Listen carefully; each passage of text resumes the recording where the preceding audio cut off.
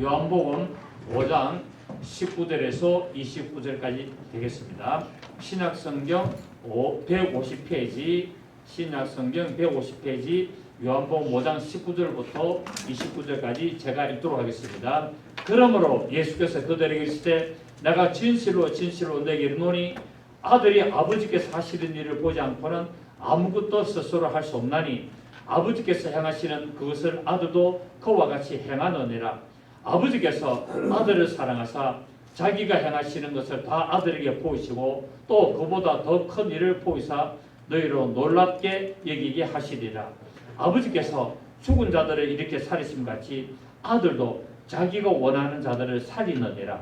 아버지께서 아무도 심판하지 아니하시고 심판을 다 아들에게 맡기셨으니 이는 모든 사람으로 아버지를 공경하는 같이 아들을 공경하게 하려 하심이라. 아들을 공경하지 아니하는 자는 그를 보내신 아버지도 공경하지 아니하느니라. 내가 진실로 진실로 너에게 이르노니 내 말을 듣고 또 나 보내신 이를 믿는 자는 영생을 얻었고 심판에 이르지 아니하나니 사망에서 생명으로 옮겼느니라. 진실로 진실로 너에게 이르노니 죽은 자들이 하나님의 아들의 음성을 들을 때가 오나니 곧 이때라. 듣는 자는 살아나리라. 아버지께서 자기 속에 생명이 있음같이 아들에게도 생명을 주어 그 속에 있게 하셨고 또 인자됨으로 말미암아 심판하는 권한을 주셨느니라. 이를 놀랍게 여기지 말라. 무덤 속에 있는 자가 다 그의 음성을 들을 때가 오나니 선한 일을 행한 자는 생명의 부활로 악한 일을 행한 자는 심판의 부활로 나오리라. 아멘. 자, 유대의 제사장들이 예수님께서 안식일에 이 병자를 고치고 또 안식일에 니자를 들고 걸어가라 라고 하여서 안식일을 범할 뿐만 아니라 자기가 하나님의 친아들이다. 그리고 하나님이 나의 친아버지라 말씀하심으로 신성을 모욕하였다고 생각을 하게 되었습니다. 그래서 이 율법주의자들이 대제사장과 서기관과 바리새인들이 이들이 예수를 이제 죽이기로 드디어 작정을 했습니다.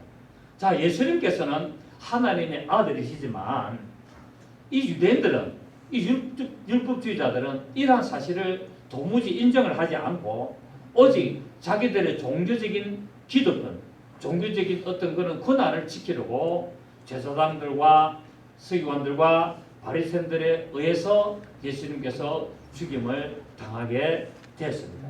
오늘 19절에 보니까 예수님께서 내가 진실로 진실로 너에게 이르노니 아들이 아버지께서 하시는 일을 보지 않고는 아무것도 스스로 할 수 없다라고 이렇게 말씀을 하시고 또 아버지께서 행하시는 그것을 아들도 행한다라고 했습니다. 이것은 무엇을 말하냐면은 하나님은 삼위일체로 계신다는 것을 의미하고 있습니다. 그러니까 아들이 아버지께서 하시는 일을 보지 않고는 할 수 없고 아버지께서 말씀하지 않은 것은 아들이 말씀하지 않는다는 말은 곧 아버지가 아들이고 아들이 아버지고 또 성령이 또 하나님이고 이렇게 삼일체 하나님을 이렇게 말씀을 하고 있고 이렇게 동일한 뜻으로 우리가 보게 되죠.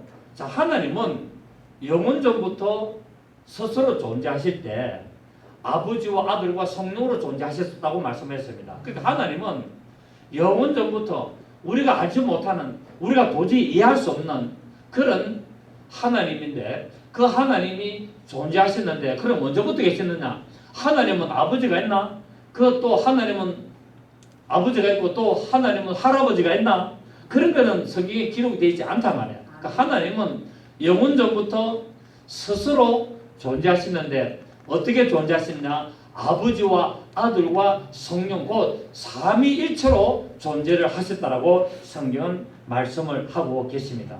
그래서 하나님께서 이 천지 만물을 창조하실 때 아버지로서 이 모든 것을 계획하셨고 아들로서 이것을 창조하셨고 그리고 성령으로서 이제 뭡니까? 이것이 하나님이 설계하시고 하나님이 계획하시고 하나님이 이것을 창조하시고 하나님께서 그것을 다 하셨다는 것을 증가하시게 되죠. 그래서 하나님 아버지와 아들과 성령으로 계시는데 아버지는 이라고 아버지를 할 때는 뭐냐면은 그분이 설계자시다. 모든 천지 만물을 이렇게 내가 만들겠다라고 설계를 하시고 아들이신 예수 그리스도께서 아들이신 그 하나님께서는 그 설계도를 따라서 이 천지 모든 만물을 다 창조하셨고 성령님께서는 이제 아들이 아버지의 계획대로 모든 것을 하나도 빠짐없이 다 창조했다는 것을 증거하시게 되죠. 그래서 이 아버지는 본질로 계시는 하나님이고 아들은 우리에게 나타나시는 하나님, 본체로 계시는 하나님이고 성령님은 본영으로 진리역으로 계시는 하나님임을 이렇게 말씀을 하셨습니다.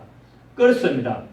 하나님께서는 천지를 창조하시고 사람을 창조하실 때 홀로 창조하지 않으시고 함께 창조하시고 역사하시죠. 그래서 하나님이 천지를 만물을 창조하실 때 창조의 주체는 아들이신 예수 그리스도이지만은 아버지와 성령님이 함께 하셨고 사람을 창조하실 때도 창조의 주체는 아들이시지만은 그때 그것을 모든 것을 계획하신 분은 아버지고 그것을 증가하신 분이 성령으로서 함께 하셨죠. 그래서 우리가 잘 아는 창세기 1장 26절에 27절에 보면은 하나님이 가라사대 우리의 형상을 따라 우리의 모양대로 우리가 사람을 만들자. 그러니까 사람을 만들 때 나의 모양과 나의 형상을 따라 만들자가 아니라 우리의 형상과 우리의 모양대로 만들자라고 말했습니다. 그래서 우리라는 말은 복수죠, 그죠? 나는 내가 만든다라면은 단수가 되지만은 우리라는 말은 복수가 됩니다. 그래서 하나님이 천지 만물을 창조하시고 아담이라는 사람을 창조하실 때 어떻게 존재하셨다? 우리의 형상을 따라 우리가 사람을 만들자 함으로 말미암아 하나님의 존재는 아버지와 아들과 성령이라는 복수로 계신 것을 말씀을 하고 있고 또 27절을 보면은 하나님이 자기 형상 곧 하나님 형상대로 사람을 창조하실 때 남자와 여자를 창조하시고 라고 말씀했습니다.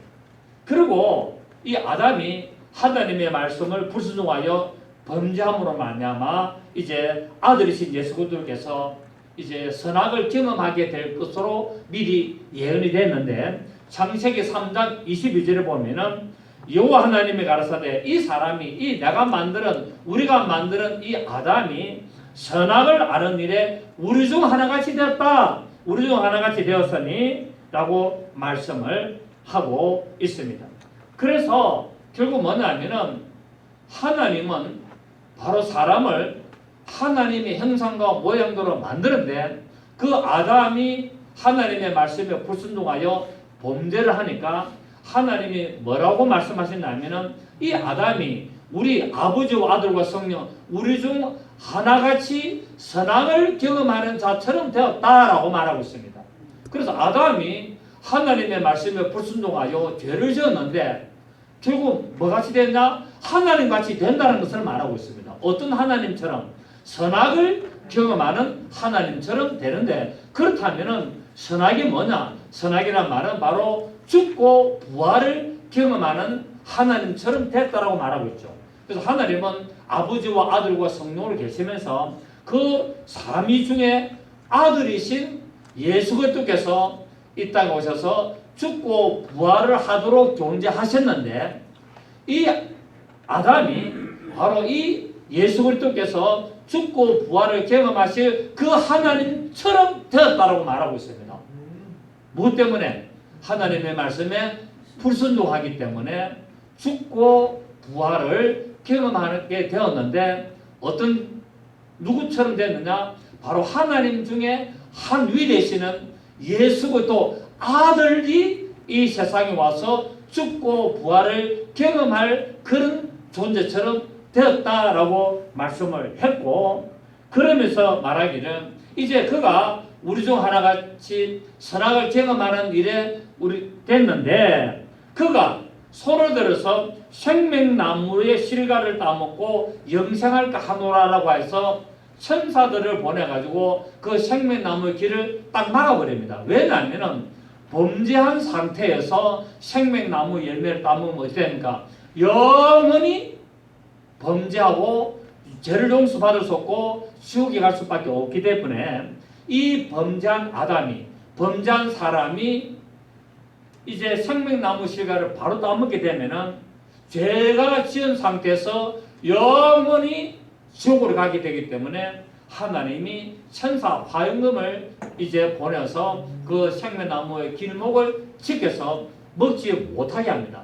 그러고 나서 어떻게 하냐? 예수 그리스도께서 이 땅에 오셔서 선악을 경험하게 되죠. 선악을 경험하게 되어서 우리의 죄를 용서하시고 난 후에 무엇을 주느냐? 생명나무의 그 실과를 따먹을 수 있는 길을 열어주신 것을 우리는 성경을 보게 되죠. 그래서 창세기에서 생명나무의 길을 막았던 그 사건이 어디서 열리느냐? 계시록의 21장, 22장에 보면은 그 생명나무로 나가는 그 길이 열리게 되는 것을 보게 되고, 그래서 창세기부터 계시록까지 사건은 무엇을 말하냐? 예수 그리스도께서 오셔서 죽고 부활을 경험하는 사건을 말하고 있는 것이 성경책입니다, 여러분. 그래서 성경은 창세기로부터 무엇을 말하고 있느냐? 하나님이 사람이 되어서 이 세상에 죽으러 오시고, 그리고 죽으셔서 부활하심으로 말미암아 이제 이 세상에 있는 모든 사람을 구원할 바로 여호와로 오신 것을 기록을 하고 있는 책이 성경책입니다. 그래서 이제 예수 그리스도께서는 내가 아무것도 스스로 할 수 없고 오직 아버지께서 나에게 하라고 주신 그 말을 하게 되고 그 하라고 주신 그 명령을 따라 내가 죽기까지 복종을 하게 된다고 말씀을 했습니다. 그렇습니다. 예수님께서는 이미 창세전에 죽음과 부활을 경험할 하나님으로 이미 계셨다는 겁니다.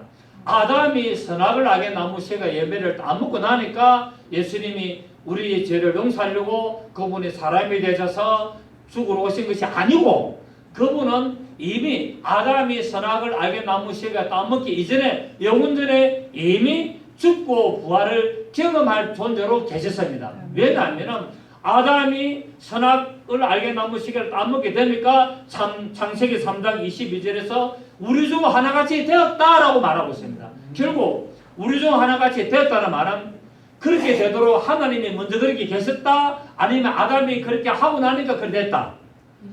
그렇죠. 우리 중 하나같이 되었다라는 말은 뉘앙스는 드디어 이 아담이 우리 중 하나처럼 죽고 부활을 경험할 존재가 됐다라고 이렇게 풍기고 있다는 사실이고 의미를 나타내고 있습니다. 그래서 이것이 바로 그리스도 예수의 마음이었고 이것이 하나님의 뜻이었습니다. 그래서 아담이 선악을 악의 나무 실과 열매를 먹음으로 말미암아 하나님이신 예수 그리스도께서 이 땅에 오셔서 죽고 부활을 경험하는 것이 뭐라고요? 하나님의 뜻이었다는 사실입니다.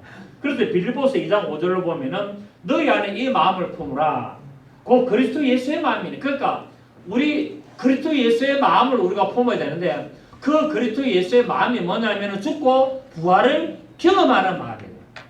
그래서 너희 안에 이 마음을 품으라. 그 그리스도 예수의 마음이니 그는 근본 하나님의 본체시나 예수님은 근본적으로 하나님의 본체이시나 하나님과 동등됨을 찰투스러기지 아니하시고 오히려 자기를 비워 종의 형체를 가져 사람들과 같이 되었고 사람의 모양으로 나타나셨으며 자기를 낮추시고 죽기까지 복종하셨으니 그 십자가에서 죽으심이라. 그러니까 바로 영원 전부터 존재하시던 그 아들 되시는 예수께서 어떻게 우리 중 하나같이 선악을 경험하러 이 세상에 오시도록 그분이 마음을 품었고 그분이 존재하셨다고 성경은 말씀을 하고 있습니다.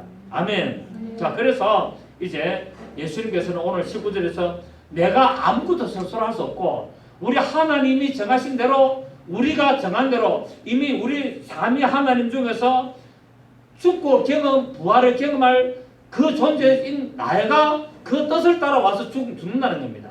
그것을 말하게 되고 이제 20절을 보시면은 아버지께서 아들을 사랑하사 자기가 행하시는 것을 다 아들에게 보시고, 그러니까 하나님이 예수 그리스도에게 뭡니까? 하실 모든 일을 다 보이시고 또 그보다 더 큰 일을 보이사 너희로 놀랍게 여기게 하시리라.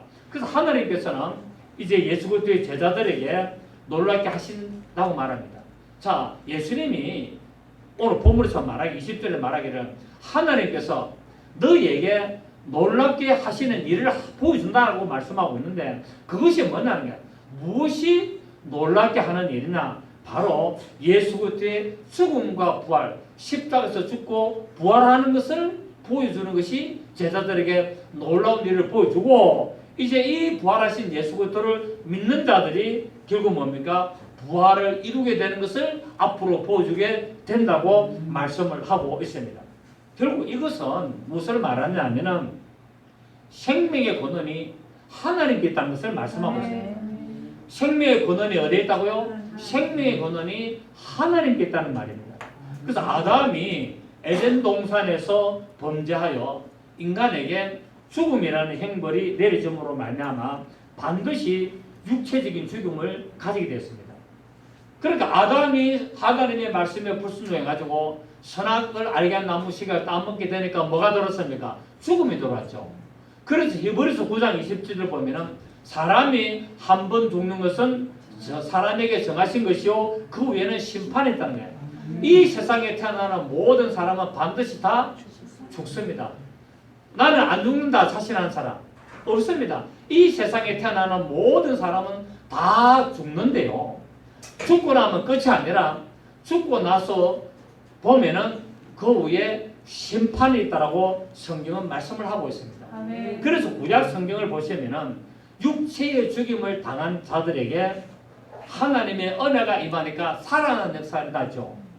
그래서 사르밧 과부의 아들이 살아났고 수넴 여인의 아들이 살아났고 그래서 결국 구약에서는 하나님의 은혜가 임하면은 육체적으로 죽은 자가 살아났습니다. 이것은 무엇을 말하냐면은 신약에서 예수 그리스도께 오셔서 이제 육체로 죽은 자들을 살릴 뿐만 아니라 그 죽었던 영혼을 살리시는 것을 예표하고 있다는 사실이에요.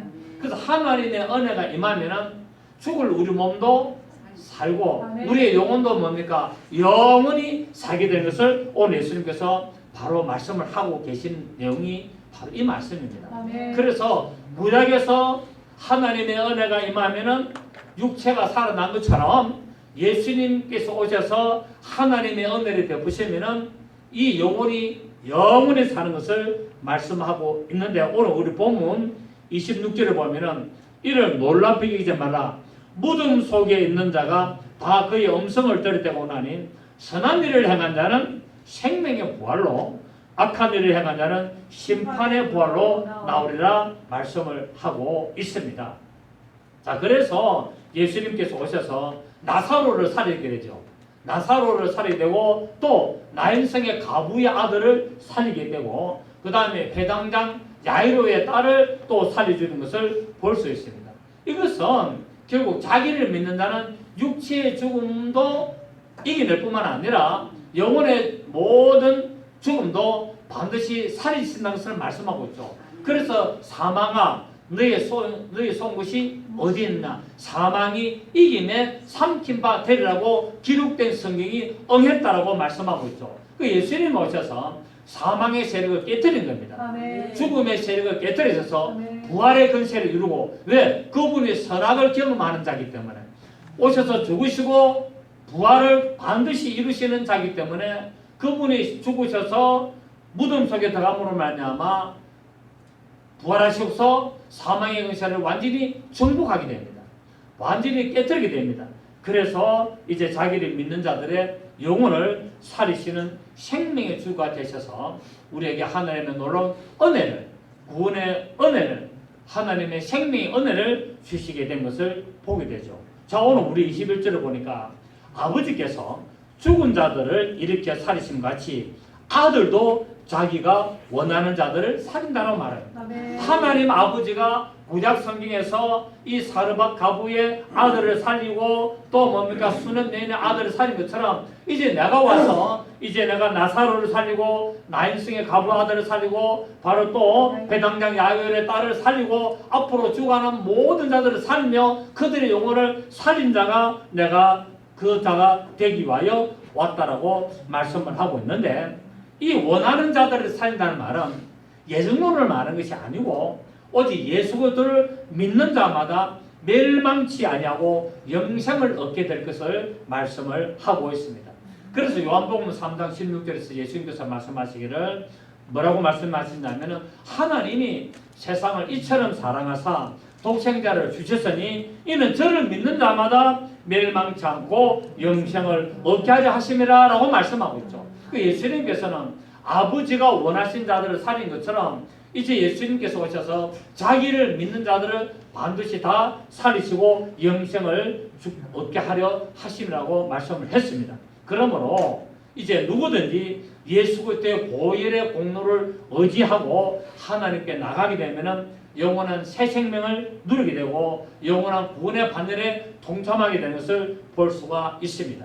그래서 로마서 5장 8절로 10절에 보면은 우리가 아직 죄인 됐을 때 그리스도께서 우리를 위하여 죽으심으로 하나님께서 우리에 대한 자기 사랑을 확정했다는 말입니다. 그러니까 하나님은 사랑인데 맹목적으로 그냥 사랑 그냥 두리뭉실하게 사랑 그 사랑이 아니라 그 하나님의 사랑을 우리에게 확정을 딱 시켜버리는데 어떻게 확정을 시켰냐면은 예수 그리스도께서 십자가에 죽으시고 부활하심으로 말미암아 우리에게 하나님의 사랑을 확정해버렸다는 거예요. 하나님이 확정인 것은 어느 누구도 바꿀 수가 없다는 거예요. 아멘. 사탄 마귀, 원수 마귀, 이 세상의 악한 모든 존재들도 귀신의 세력들도 결국은 하나님의 사랑을 바꿀 수가 없다는 거야. 이미 하나님의 사랑은 확정되기 때문에 그 하나님의 사랑에 의지하여서 예수 그리스도를 믿고 나가면은 어느 누구도 사탄 마귀도 어느 세력도 그 구원을 막을 수가 없다라고 성경은 말씀을 하고 있습니다. 자, 그러면 이제 우리가 그의 피로 말미암아 어렵다 하심을 받았으니 또 그로 말미암아 진노하심에서 구원을 받을 것이다 라고 말하고 있습니다. 자, 오늘 예수님께서 22절을 보니까 아버지께서 아무도 심판하지 아니하시고 심판을 다 아들에게 맡겼다. 자, 왜 하나님이 아들에게 심판을 맡겼냐면은 그 아들이 선악을 경험했기 때문에 죽음을 통과하고 부활을 이루어서 사망의 세력을 붙잡고 사망의 세력을 펴버리기 때문에 그가 심판할 근세를 얻게 됐다고 말씀하고 있습니다. 또 이 말씀은 아버지께서 아무도 심판하지 않으시고 심판을 다 아들에게 맡겼단 말은 예수님이 바로 심판주이신데 그 심판주 대신 그분이 바로 누구다? 창조주란 말입니다.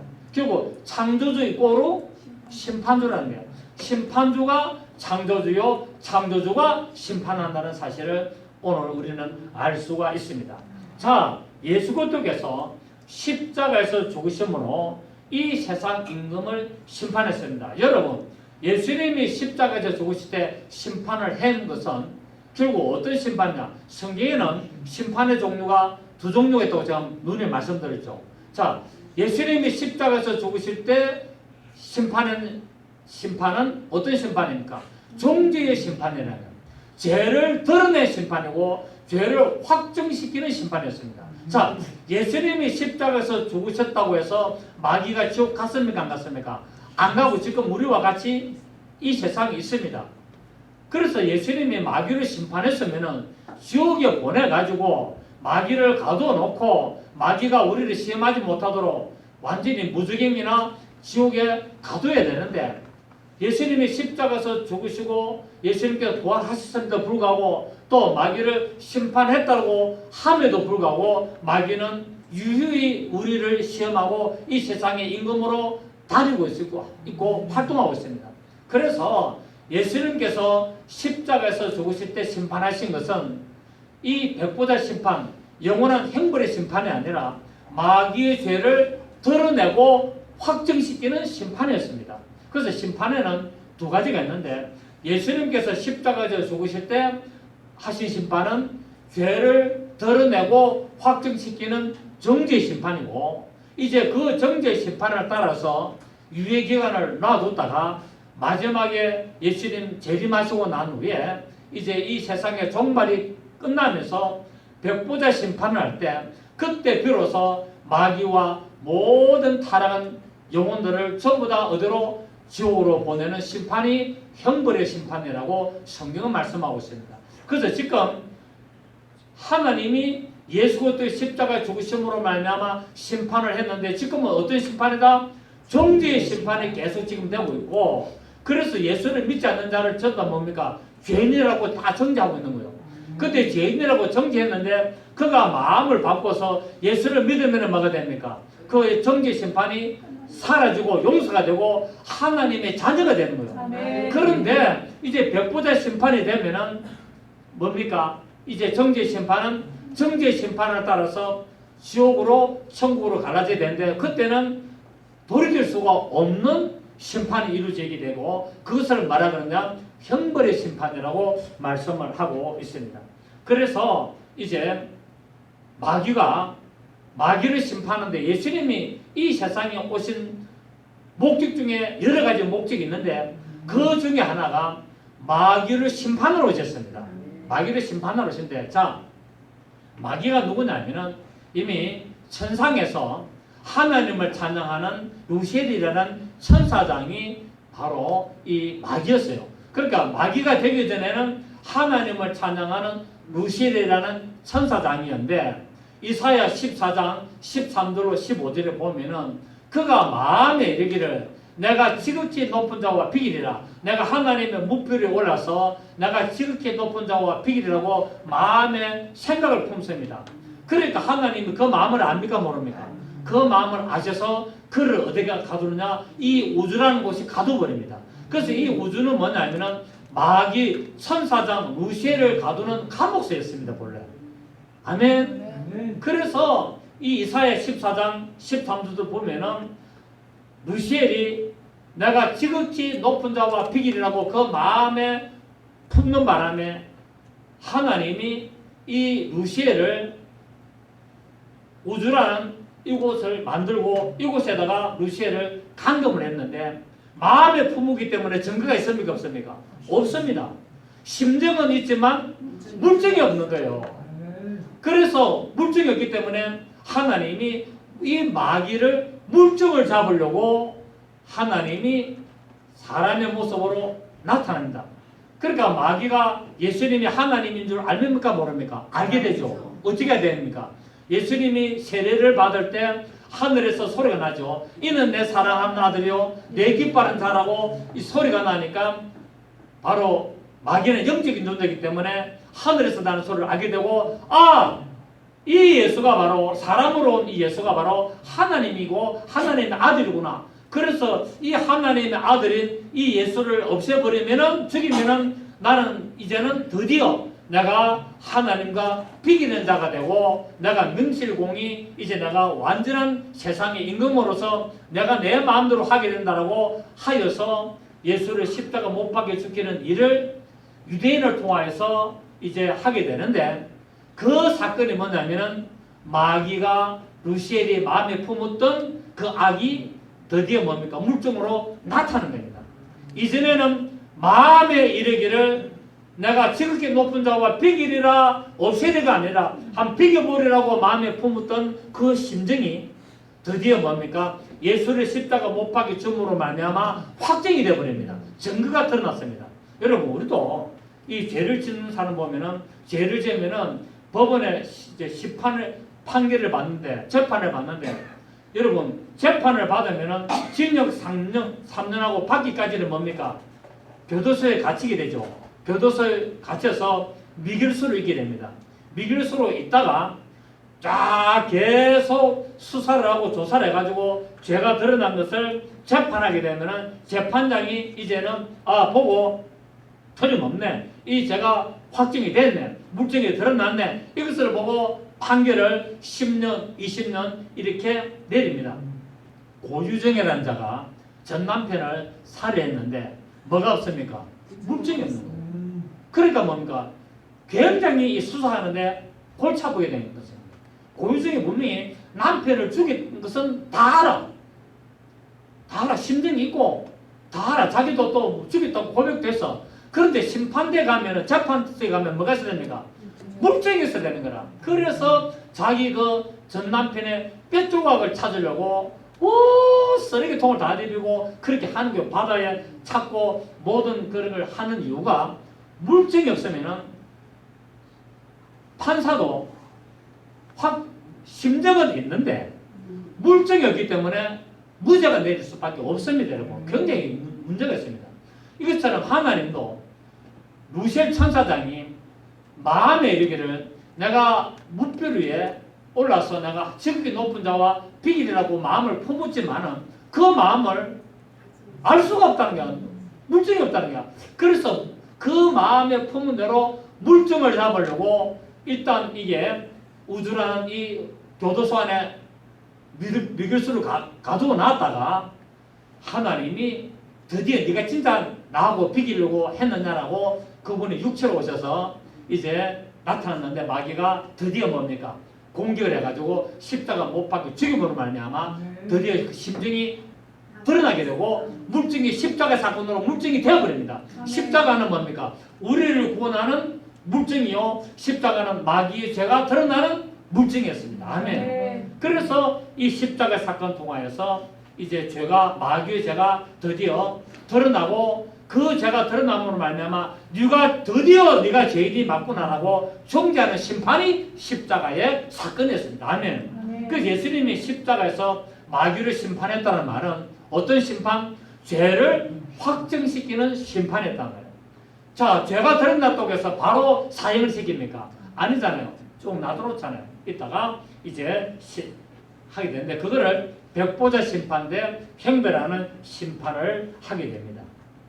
자, 그래서 예수 그리스도께서 십자가의 죽으심으로 말미암아 마귀를 정죄하고 마귀의 죄를 드러나는 심판을 했고, 그리고 이제 우리 믿는 자들은 이 정죄의 심판에 들어가지 않고 형벌의 심판에 들어가지 않고 우리 믿는 자들은 뭡니까? 그리스도의 심판대 앞에 있다는 거예요. 그 예수 믿고 죽은 자들은 어디다 선다? 그리스도의 심판대 앞에 서서 상급의 심판을 받게 된단 말이에요. 네가 행한 대로 이제 새 예루살렘 성에 들어가게 되고 못 들어가게 되고 성 밖에 되고 이를 갈게 되고 성 밖에도 저 어떤 구역에 여러 종류 따라서 들어가는 그리스도의 심판대 앞에 서게 되는 것을 말씀을 하고 있습니다. 자, 우리 고린도서 5장 봅니다. 고린도서 5장 보시면 고린도서 5장 10절 보십니다. 고린도서 5장 8절부터 10절까지 우리가 담대하여 원하는 바는 차라리 몸을 떠나 주와 함께 있는 그것이라. 그런즉 우리는 몸으로 있든지 떠나든지 주를 기쁘시게 하는 자가 되기를 힘쓰노라. 시작. 이는 우리가 다 반드시 그리스도의 심판대 앞에 나타나게 되어 각각 선악간에 그 몸으로 행한 것을 따라 받으려 함이라. 자, 예수 믿는 사람은 반드시 어디에 쓴다고요? 그리스도의 심판대 앞에 서서 그 심판대 앞에 서서 뭘 하느냐? 내가 예수 믿는 자로서 이 세상에서 행한 대로 심판을 받게 된다고 말씀을 하고 있습니다. 그렇습니다. 예수님께서는 하나님의 아들로서 사람의 아들로서 피를 흘리셔서 심판의 권세를 가지시고 앞으로 심판을 집행하는 바로 권세를 가지게 된 것을 알 수가 있습니다. 그 성경을 보면은 율법에서는 살인한 자는 반드시 죽입니다.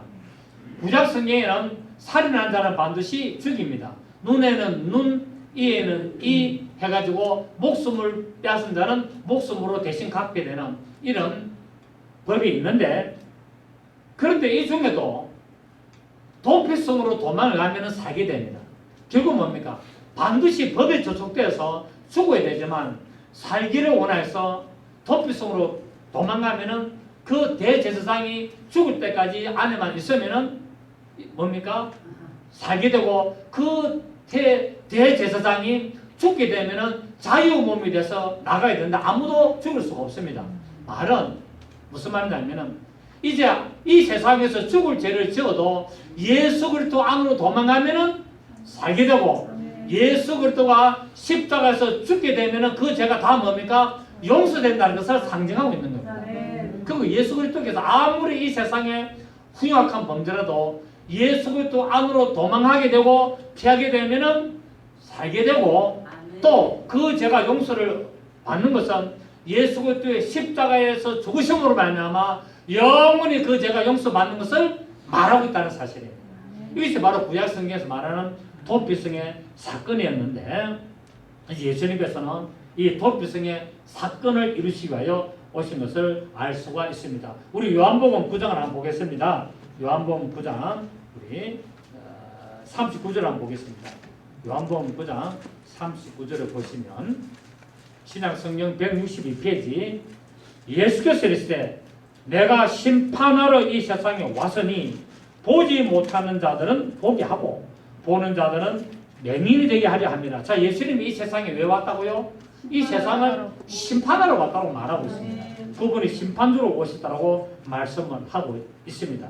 그리고 사도행전 10장 한번 보겠습니다. 사도행전 10장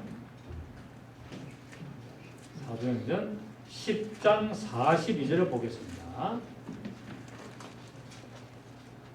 사도행전 10장 42절을 보시면 우리에게 명하사 백성에게 전도하되 하나님이 살아있는 자와 죽은 자의 재판장으로 정하신 자가 곧 이 사람이신 것을 정하라. 자, 누굽니까?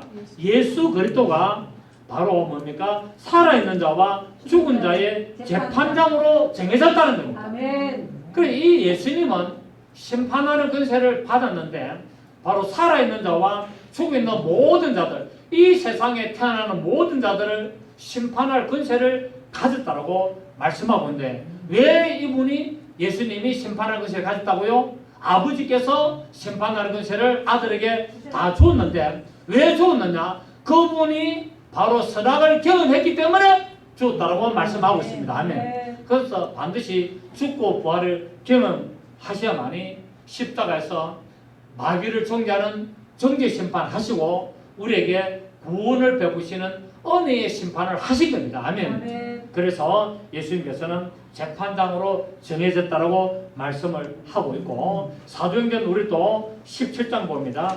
사도행전 17장 30절을 보시면 사도행전 17장 30절을 보시면 알지 못하던 시대에는 하나님이 관과하시거니와 이제는 어디든지 사람에게 다 명하사 회개하라 하셨으니 이는 정하신 사람으로 자 무엇을 정했다? 심판을 정하신 사람으로 하여금 천하를 공의로 심판하는 날을 작정하시고 이에 그를 죽은 자 가운데서 다시 살리신 것으로 모든 사람에게 믿을 만한 증거를 주셨습니다 하니라. 아멘. 그러니까 예수님은 심판주로 오셨다는 것을 모든 사람이 믿도록 뭐 했다고요? 증거를 줬다는 거예요. 그 증거가 뭡니까? 십자가. 십자가로 모든 사람에게 증거를 주는데 이 십자가의 증거를 보고 믿는 자는 살게 되고 믿지 않는 자는 심판을 받게 되는 것을 말씀을 하고 있습니다. 디모데후서 4장 1절에는 하나님 앞과 산 자와 죽은 자를 심판하신 그리스도 예수 앞에서 그의 나타나실 것과 그의 나라를 두고 엄히 명한다라고 말하고 있습니다. 그러니까 반드시 모든 심판은 누가 한다? 예수 그리스도께서 모든 것을 심판한다고 말씀을 하고 있습니다. 이처럼 예수님께서는 이제 생명을 주심에있어서 아버지와 하나이시고 심판에서도 아버지와 하나이심을 말씀을 하고 있습니다. 그래서 우리는 요한복음 10장 3절에서 말씀하기를 나와 아버지는 하나다라고 말씀하고 있습니다. 그러니까 생명을 주시는 예수님께서 아버지시고 아버지가 아들이시고 심판하시는 아들이 아버지시고 아버지가 아들이심을 요한복음 10장 3절에서 바로 나와 아버지는 하나입니다 라고 결론을 맺으셨습니다. 오늘 예수님께서 오늘 이 본문에서 말씀하시기를 무덤 속에 있는 자가 다 그의 음성을 들을 때가 온다고 말하고 있습니다. 그러니까 아담부터 이 예수님 다시 오실 때까지 여러분 이 세상에 태어난 모든 자가 육체로 죽음을 당한 모든 사람들은 반드시 하나님의 음성을 듣는다 안 듣는다? 예수를 믿는 자도 듣고 믿지 않는 자도 듣게 되는 날이 온다는 거예요. 아멘. 이 세상에 태어나는 모든 자는 반드시 무덤 속에 있는 자, 살아있는 자, 이미 죽어서 엄부에 가 있는 자, 죽어서 나무에 가 있는 자, 이 세상에 한번 태어났던 모든 사람들은 다 예수님의 음성을 들을 때가 있습니다. 아멘. 그래서 내 죽고 나면 끝나지? 아닙니다. 죽고 나면 끝나는 게 아니라 그때부터 다시 시작입니다. 다시 시작. 그래서 우리가 사는 삶을 내가 육체를 태어나서 사는 삶을 일생이라 그러고 우리가 죽고 나서 영원히 사는 삶을 영생이라 그러는 거예요. 그래서 영생의 삶을 사는데 여러분 일생의 삶을 사는 것은 누구나 똑같습니다. 육체를 가지고 태어나기 때문에 누구나 일생의 삶을 똑같이 사지만은 영생의 삶은 이제 영원토록 갈라지게 되는데 천국과 지옥이라는 그 삶으로 갈라지게 됩니다. 그래서 이 세상에 육체로 사는 삶을 일생, 이 육체가 죽고 나서 영원히 사는 삶을 이생, 아멘. 그래서 사는 삶입니다. 그래서 우리는 일생 동안 살면서 반드시 내가 죽기 전에 예수를 믿어야 되는 거야. 내가 죽기 전에 예수를 믿어야 돼만이 내가 두 번째 사는 이생의 삶에 가서 천국을 가는 거예요.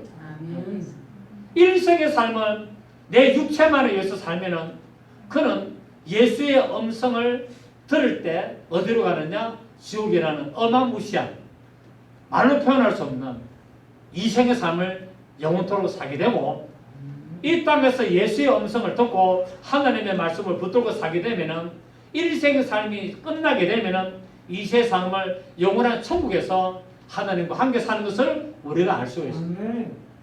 그래서 한 번 죽는 것은 사람에게 정하신 것이요 그 이후에는 심판이 있다는 이 말씀 히브리서 9장 27절의 말씀은 삐에 사무치도록 기억을 하시기를 부탁을 드리겠습니다. 오늘 25절에 보니까 본문에 죽은 자들이 하나님의 음성을 들을 때가 온다라고 말하고 있습니다. 25절 보십시오. 진실로 진실로 내게 이르노니 죽은 자들이 하나님의 아들의 음성을 들을 때 오나니 곧 이때라. 아들의 음성을 듣는 자는 살아나리라 말씀을 하고 있습니다. 그렇습니다. 여기서 선한 일이라는 것은 생명을 구하는 일, 내 영혼의 생명을 구하는 일이 선한 일을 행한 일이고 악한 일이라는 말은 뭡니까? 내 영혼의 생명을 함부로 취급하고 내가 죽고 나서 영혼이 필요 없다, 소용없다라고 한 자가 악한 일이라는 것을 알 수가 있습니다. 생명을 귀하게 여기지 아니하고 자기 영혼을 죽이는 일, 곧 예수 그리스도를 믿지 않는 일을 한 자는 죽음의 부활을 이루어 지옥에 들어가는 것을 우리가 알 수 있습니다. 여러분, 인생은 만만치가 않습니다. 여러분의 인생은 천국에 갈 절의 기회가 된 겁니다. 아멘. 내 영혼의 천국에 갈 절의 기회가 하나님이 우리 육체를 통해 주신 겁니다. 내 육체를 통해 천국 가는 길을 예비하신 거예요. 그래서 내가 육체로 태어난 것을 뭡니까? 감사해야 돼요. 내가 이 세상의 아버지, 어머니와 아버지의 육체적인 관계로 말미암아 내 영혼이 육체라는 몸을 입고 태어난 것을 어떻게 해야 된다고요? 감사하게 돼. 왜? 내가 내 영혼이 천국 가는 길을 드디어 내가 잡았기 때문에. 그래서 내가 태어난 일생 동안, 내가 살아가는 일생 동안 내가 하나님의 말씀을 붙들고 예수를 믿음으로 말미암아 내가 죽고 나서 끝나는 것이 아니라 내가 천국 가서 영원토록 하나님의 자녀로서 하나님의 축복의 자녀로 살아가는 여러분 되시기를 예수 이름으로 축원합니다. 할렐루야. 좋으신 주님 감사합니다.